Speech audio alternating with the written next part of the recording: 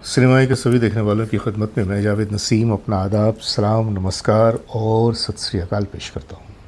दोस्तों, मोहम्मद रफ़ी साहब ने अपने कैरियर के दौरान 250 से भी ज़्यादा संगीतकारों के साथ काम किया और उनमें से हर संगीतकार ने अपने अपने तरीक़े से रफ़ी साहब की आवाज़ को अपने अपने रंग में ढालकर गीतों के ज़रिया हमारे सामने पेश किया। उन संगीतकारों में एक संगीतकार ऐसा भी था कि जिसका रंग दूसरों से बहुत ही अलग था। हालांकि उस ज़माने के जितने भी संगीतकार थे सबों का अपना अपना रंग था, लेकिन इनका रंग कुछ ख़ास था और ये थे ख़य्याम साहब। अगर हम ख़य्याम साहब के कंपोजिशन को देखेंगे तो हम ये बहुत ही आसानी के साथ महसूस कर पाएंगे कि उनके काम करने का जो ढंग था बहुत ही अलग था और गुलकारों को बहुत ही एक अलग अंदाज में वो बरतते थे।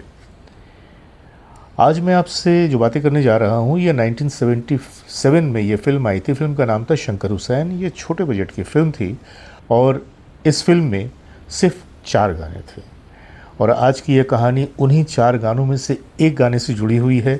क्या है वो कहानी, क्या है वो बात, बस मैं आपके सामने बताने ही वाला हूँ। तो बने रहिए हमारे साथ और देखते रहिए अपना मनपसंद चैनल सिनेमाया। आइए चलते हैं आज की वीडियो की तरफ।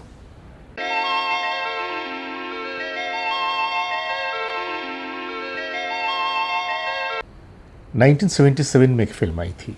फ़िल्म का नाम था शंकर हुसैन। छोटे बजट की फ़िल्म थी जिसे प्रोड्यूस किया था ताजदार कमाल साहब ने और इसे डायरेक्ट किया था यूसुफ नकवी साहब ने। इस फ़िल्म में संगीत दिया था ख़य्याम साहब ने। फ़िल्म में 4 गीत थे और 4 गीतकार भी थे। उनमें कैफ़ी आज़मी, जानिसार अख्तर, कमाल अमरोही और कैफ़ भोपाली साहब थे। फ़िल्म बहुत ज़्यादा तो नहीं चली क्योंकि स्टार कास्ट कोई बहुत ख़ास या बहुत बड़ी नहीं थी। स्टार कास्ट के नाम पे इसमें प्रदीप कुमार साहब थे, कमलजीत जी थे, मधु छंदा थी, दीना पाठक थी, जलाल आगा थे और भी दूसरे सहयोगी कलाकार थे। फ़िल्म की कहानी खूबसूरत सी थी, जैसा कि आप देख सकते हैं कि फ़िल्म के टाइटल में ही शंकर हुसैन, सद्भावना के थीम पे ही ये फ़िल्म बनी थी कि जिसमें एक बच्चा है और उसका नाम इसलिए शंकर हुसैन रखा जाता है कि वो दोनों धर्म के साए में पलता है। बड़ी खूबसूरत सी प्यारी सी फ़िल्म थी। फ़िल्म ने गर्चे बॉक्स ऑफिस पे बहुत बिज़नेस तो नहीं किया, लेकिन उसके जो गाने थे उनमें से एक गाना जो लता मंगेशकर जी की आवाज़ में था, बड़ा ही खूबसूरत गाना था। आप यूं ही फासलों से गुज़रते रहे, दिल से कदमों की आवाज़ आती रही। आइए मैं आपको उस गाने की एक झलक सुनाता हूँ और फिर बढ़ते हैं अपने आज के अगले गीत की तरफ।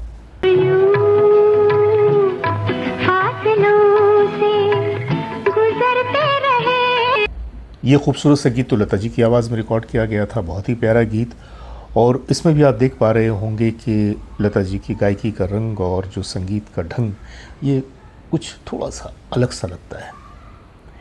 इसी फिल्म में एक और गीत था जिसे रफ़ी साहब ने गाया था और गीत के बोल थे, कहीं एक मासूम नाजुक सी लड़की। गीत आप लोगों को याद आ गया होगा। रफ़ी साहब ने बहुत ही मध्यम अंदाज में बहुत ही प्यार से इस गीत को गाया था।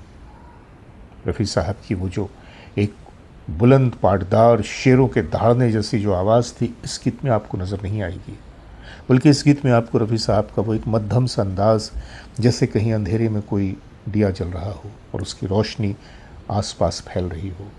बहुत ही नरम सी, नाजुक सी, मखमली सी आवाज़ का रफ़ी साहब ने इस्तेमाल किया था, या यूँ कहिए कि ख़य्याम साहब ने अपनी कंपोजिशन के द्वारा रफ़ी साहब से वो इस्तेमाल करवाया था। हुआ यूँ कि जब इस गीत की रिकॉर्डिंग शुरू हुई तो ख़य्याम साहब ने कंपोजिशन तो बहुत ही खूबसूरत बनाई थी, रफ़ी साहब ने रिहर्सल की और गाना रिकॉर्ड हो गया। गाना रिकॉर्ड होने के बाद जब इन लोगों ने गाने को सुना तो ख़य्याम साहब के चेहरे पे एक रंग सा आया। रफ़ी साहब ने भी उस बात को महसूस कर लिया और पूछा कि ख़य्याम साहब, सब ठीक तो है, क्या आप इस गीत से खुश नहीं हैं? तो ख़य्याम साहब ने कहा कि गाना तो रिकॉर्ड हो गया, लेकिन मैं जैसा चाहता था ये गाना वैसा नहीं उतरा। इसमें मुझे लगता है कि शायद कहीं कुछ कमी रह गई है। ये बात सुनकर अब रफ़ी साहब थोड़े से अनकंफर्टेबल हुए। उन्होंने कहा कि अगर ऐसा है तो हम इसे री रिकॉर्ड कर लेते हैं, क्योंकि आपको सेटिस्फाई करना बहुत ज़रूरी है। तो मुझे बताइए कि कहाँ कहाँ पे क्या क्या करना है मुझे। ख़याम साहब ने बिल्कुल अपने तरीक़े से उन्हें बताया कि आपने इस गाने को इस अंदाज़ में और ऐसे रिकॉर्ड करना है। दूसरा टेक लिया गया। दूसरा टेक जब लिया गया तो ख़याम साहब तो भाई बड़े खुश हो गए। उन्होंने कहा कि हाँ, ये हुई ना बात, मैं जो चाहता था, जिस तरह से चाहता था, इस बार आपने बिल्कुल वैसे ही गाया है, ये टेक तो बिल्कुल ओके है।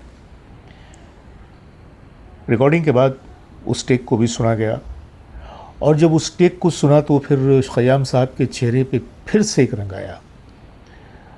अब फिर रफ़ी साहब कंफ्यूज हुए। उन्होंने कहा कि ख़याम साहब, क्या इस बार भी कुछ कमी रह गई? अगर ऐसा है तो फिर एक टेक और करते हैं। ख़याम साहब ने कहा कि नहीं, ये जो है ये तो आपने बिल्कुल हूबहू जैसा मैंने बताया था आपने वैसा ही गाया, लेकिन अब सुनने के बाद ये महसूस हो रहा है कि इसके मुकाबले में वो जो पहला टेक आपने गाया था वो ज़्यादा बेहतर था।